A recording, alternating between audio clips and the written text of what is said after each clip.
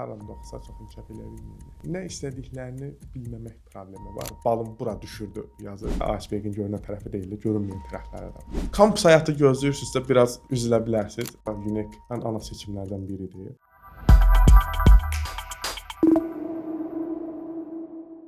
İlk öncə hər birinizi salamlayıram. Mən Kənan Mustafazadə, UNEC-də TÜDİFA fakültəsində bazarlama üzrə təhsil alıram. İlk öncə özüm haqqında məlumat verim. Dediyim kimi bazarlama ixtisasında təhsil almaqla birlikdə həm də akademik kitab müəllifi, müəyyən məqalələrin müəllifi, həm də 7-8 may Azərbaycana keçiriləcək 2-ci Beynəlxalq İqtisad Konqresində məruzəçi olaraq çıxış eləyəcəyəm. Bu gün inşallah UNEC haqqında danışacağıq. Bu universiteti seçməyinizə əsas səbəb nə oldu? Zaten bilindik bir şeydir ki, əgər iqtisadiyyat, biznes sahəsi üzrə təhsil alacaqsınızsa, UNEC ən ana seçimlərdən biridir. Bununla birlikdə mən düşünürəm ki, UNEC-in həm qata biləcəyi belə deyək, networking çevrə, həm də işi təkcə teorik olaraq deyil, yəni praktik olaraq da öyrətmə baxımından ciddi əhəmiyyətli bir. Bu universitet haqqında sizə ən çox verilən sual nə oldu? Məni daha çox insanlar diplomatiya, siyasət sahəsindən tanıdığı ki, bəs Kənan, niyə pazarlamada, yəni niyə məsələn biznes idarə olunması, birbaşa idarəçilik və ya beynəlxalq münasibətlər diplomatiya falan deyillər.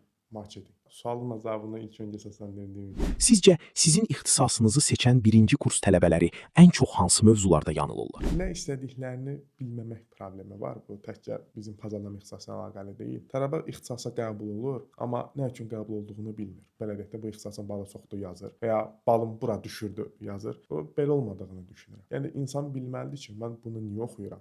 Nə üçün oxuyuram və bitirib nə eləməliyəm? Bunlara cavab tapa bilmirsə, hər anda oxusa çox inkişaf eləyə bilməyəcək. Bu universiteti seçmək istəyən abituriyentlərə nə demək istərdiniz? Mən universitet seçimindən çox ixtisas seçiminə əhəmiyyət verən bir insanam. Yəni hansı universitetdə oxumaq bir yerə qədər əhəmiyyət kəsb eləyir. Daha əhəmiyyətli olan sənin kim olmağın da belə ixtisas olaraq ki, nəyi mənimsəyirsən.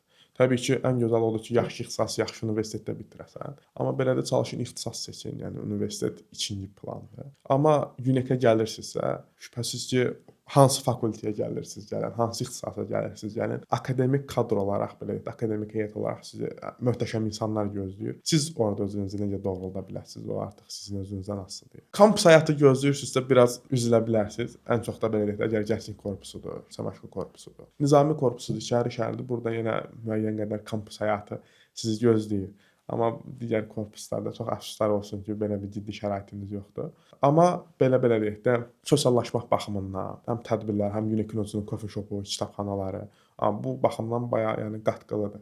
Ki, belə deyək də, tələbə təşkilatları və s. onların keçirdiyi konsertlər olsun, tədbirlər olsun, həm belə deyək də, əyləncə xarakterli, həm elmi baxımdan bayağı bir qatqı verdiyini, insanların sosiallaşdığını düşünürəm. Türk dilində oxumağın sizə qatdığı ən böyük fayda nədir? Ümumi olaraq zaten ixtiyari bir xarici dildə oxumaq sizə müəyyən bir şeylər qazandırır. Bundan şübhə yoxdur. İstər rus dili olsun, ingilis dili olsun, fərqli bir dil olsun və ya türkcə olsun. İnsanlar bəzən sadəcə Azərbaycanda belə bir təsəvvür var ki, türk dilinin belə deyək də, Anadolu türkçəsinin bizim türkçədən çox bir fərqi yoxdur və yaxud ciddi bir dəyər görmür. Əslində bu fikir yanlışdır. Belə deyək də, hər dil akademik müstəvidə özünə xas xüsusiyyətləri, əhəmiyyətləri var. Məsələ türkçənin dil olaraqdan da çox siyasi, sosial səbəbləri, iqtisadi səbəbləri var. Ki, iqtisadi dövrədə türkçənin olan əhəmiyyəti, biz olan belə deyək, resursların dəyərləndirilməsi falan. Bu söhbətlərdə həqiqətən o türkçə oxumağın, belə deyək, türk dünyası ilə əlaqələrin olmağı insana çox şey qazandırır. Çünki türk dövlətləri, o türk birliyi, Türkiyənin özü sadəcə o görünən, belə deyək də, iceberg'in görünən tərəfi deyil də, görünməyən tərəfləri də var.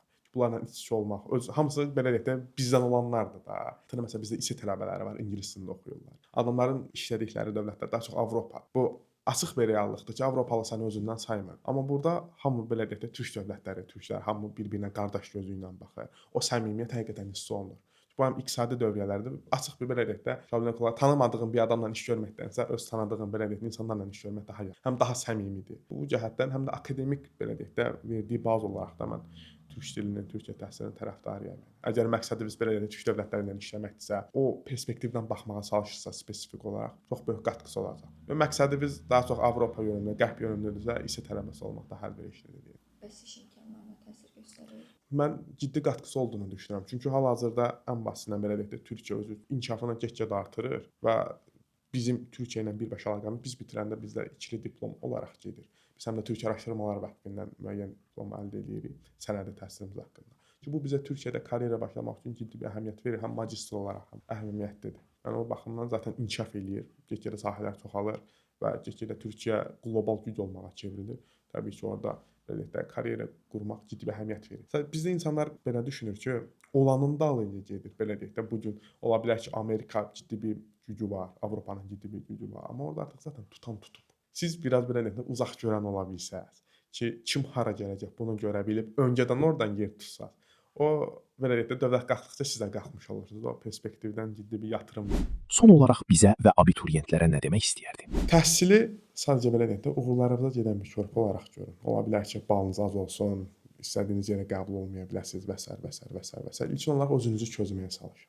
Özünüzü tanıyın da, yəni bu qaçılmaz bir faktordur və reallığın özüdür. Özünüzü tanımadığınız müddətcə mən nə istəyirəm, nə olmaq istəyirəm, yəni öz fikriniz, öz düşüncəniz olmadığı müddətcə həyatda ciddi bir uğur qazanmağınız çox da mümkün deyil və ən əsası xoşbəxt olmayacaqsınız. Çünki həmişə kiməsə görə, nəyəsə görə, bir şeylərə görə həyat sürürsüz.